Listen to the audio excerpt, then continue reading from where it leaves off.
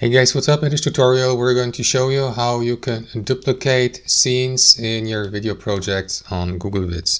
So let us get started. Navigate to your video project on Google Vids, and here on the timeline at the bottom select the given scene.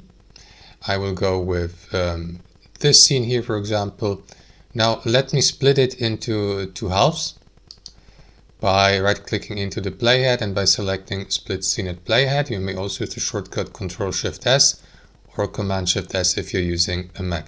Now, of course, you don't need to do this, it's just for demonstration purposes. And after that, let me duplicate that half of the video clip here. I just split, again, right-click into it, select Duplicate Scene, and you will see the second version here. And now you can move it on your timeline, for example, to a different position, like here, for instance, or yeah, that's how it works, guys. Thanks for watching and have a fantastic day.